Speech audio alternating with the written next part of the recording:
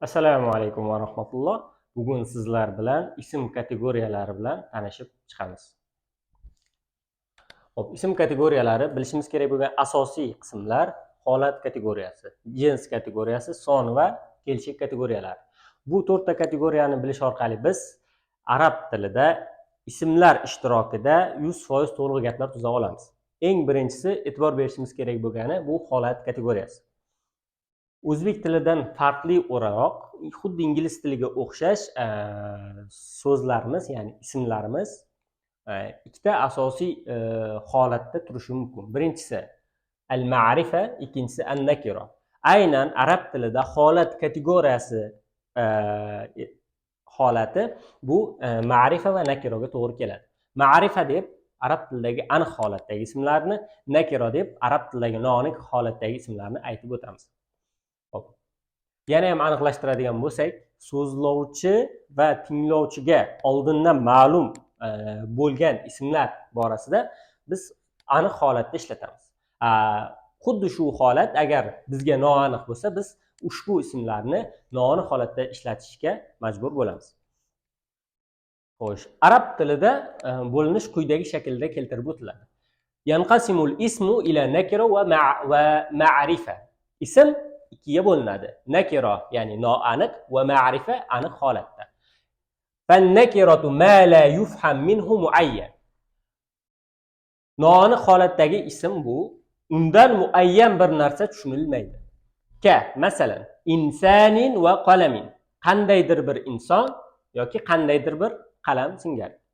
Wal ma'rifatu va ma'rifa ya'ni aniq holatdagi ism esa ma yufhamu minhu muayyan. Undan muayyan bir narsa tushuniladi. Va hiya sab'atu anwa'i. U 7 ta turli bo'ladi. Birinchisi ad-domir, olmoshlar. Val alam, atoqli otlar. Va ism, vasm, ishora, ko'rsatish ismlari. Va vasmul mavsula, mavsula ismlar. Va al-muhall bi al artiklni olgan so'zlarimiz. Va muval mudof li wahidin mimma zukira. Va yuqorida qayd etilganlardan bittasiga mudof bo'lgan ismlarimiz.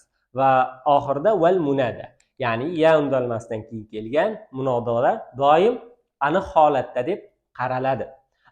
Ushbu qoidalarga, ya'ni ushbu kategoriyalarga tushmaydigan barcha ismlarni biz arab tilida nakira deb ataymiz.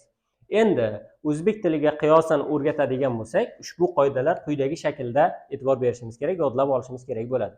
Eng birinchi navbatda aniq holatlarni biz ajratib olamiz. Qolgan barcha ismlar esa noaniq holatda deb qaraladi. Hozir arabcha shaklini ko'rganimiz, ya'ni atoqli otlar arab tilida aniq holatda bo'ladi. Misol tariqasida biz Muhammadun, Muhammad ismi, Mahmudun, Mahmud, Misru, Misr davlati, Toshqandu, Toshkent shahri. Ya'ni boshqa turdagi, ya'ni atoqli otlarni misol tariqasida keltirishimiz mumkin. Xo'p, ikkinchi o'rinda kishilik olmoshlari. Ya'ni biz buni domair, ya'ni domir, olmoshlar deb berdik. Ayniqsa e'tibor berishimiz kerak. Ana, men, anta, sen, huwa, u muzakkar uchun, hiya, u muannas uchun. Quyidagi olmoshlarimiz aniq bir insonni, ya'ni yoki so'zlovchini, yoki tinglovchini, yoki o'zgani bildirishi bilan bular aniqlikka dalolat qiladi. Shuning uchun ham aniq atoqli otlar va kishilik olmoshlari al artiklni olmagan taqdirda ham aniq deb qaraladi. Uchinchisi ko'rsatish olmoshlari. Ya'ni biz buni o'zbek tilida olmoshlarga qiyoslaymiz. Chunki bu so'zlar o'zbek tilida olmosh sifatida e'tirof etiladi. Arab tilida esa biz bularni asmaul ishara, ya'ni ko'rsatish ismlari deb atadik. Bular alohida ikki turga bo'linadi. Asmaul ishara lil qarib va lil ba'id. Yaqin uchun, yaqindagi masofadagi narsalarni ko'rsatish ishlatiladigan olmoshlar va uzoqroq masofadagi narsalarni yoki shaxslarni ko'rsatish uchun ishlatiladigan olmoshlarimiz bor. Ularning ikkala turi ham aniq holatda deb qaraladi. Misol uchun haza, bu muzakkar ismlar uchun ishlatiladi.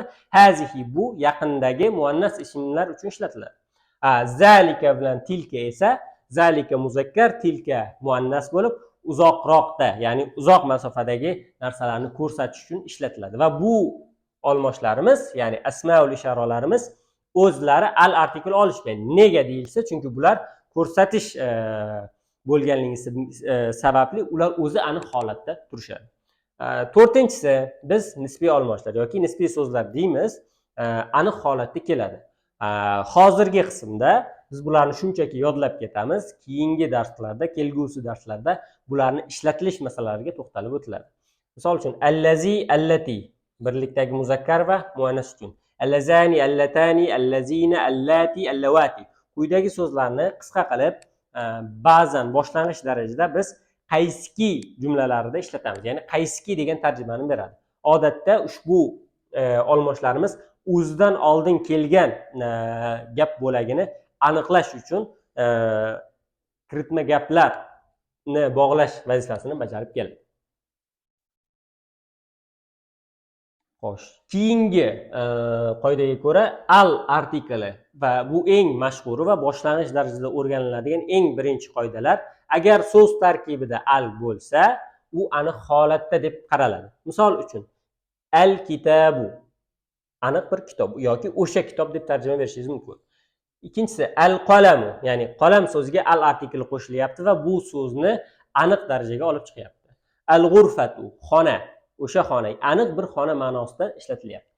Faqat e'tibor berishimiz kerak bo'lgan nuqta bu yerda biz 5-qoidagacha, ya'ni oldingi 4tasida bular hech qaysi al artikli olmaydi va lekin aniq holatda turadi deb aytdik. Bularda noaniq holatda ishlatilmaydi, to'g'rirog'i 4talasi. 5-sida esa biz noaniq so'zlar bo'lib, o'sha so'zlarga al artikli qo'shish orqali ushbu so'zlarni noaniqdan biz aniq holatga chiqarib olamiz. Demak, so'zlarimiz ikki holatga, ikkita turga bo'linyapti. Har doim aniqda turuvchi va aniq va noaniq holatlari mavjud bo'lgan so'zlarga. Kitabu so'zi ham aniq holati, ham noaniq holati mavjud so'zlardan biriga hisoblanadi. Chunki u al artiklini ola oladi. Keyingisi mudof aniq holatda bo'ladi. Va misol uchun kitabu tolibin. Mudof ilayhi, ya'ni moslashmagan aniqlovchi mavzulari yuqoriroq ma'lumotlar bo'lganligi singari sababli keyingi, ya'ni keyinroq bunga hali to'xtalib o'tiladi. Hozircha ushbu mavzuni o'rganayotgan talabalar aynan ushbu ma'lumotni shunchaki yodlab qo'yishlari so'raladi. Keyinchalik esa bularga batafsil to'xtalib o'tiladi. Endi bu yerda kitob so'zi mudof deymiz va u aniq holatda deb qaraladi. Va oxirgi qoidamiz ya undalmasidan keyingi kelgan so'zlarimiz biz munada deb murojaat qildik arabcha variantda. Aynan ushbu so'zlarimiz aniq holatda turadi har doim. Misol uchun ya valadu. Bu yerda valad so'zi agar yani olib qo'yadigan bo'lsak, bola noaniq holatda deb qaraladi. Lekin ya deb agar undov beriladigan bo'lsa, undash hisobiga u aniq o'tadi. Ey bola yoki ya rojul yoki ya g'ulam so'zlarimiz ham xuddi shu shaklda bularga bu so'zlarni aniq holatga o'tkazayotgan o'tishining sababi u ya undalmasdan keyin kelganligi deb qaraladi. Biz so'zlarni aniq noaniqqa ajratishda avvalo quyidagi 7 qoidaga, ya'ni mezonga solib ko'ramiz. Agar ushbu so'zimiz 7 qoidadan qaysidir biriga to'g'ri kelayotgan bo'lsa yoki mutanosib kelayotgan bo'lsa, biz ushbu so'z bilan aniq holatda deb qaraymiz va unga xuddi shu shaklda muomalada bo'lamiz. Agarda bu 7 qoidadan hech biriga tushmaydigan bo'lsa, u so'z noaniq holatda bo'ladi.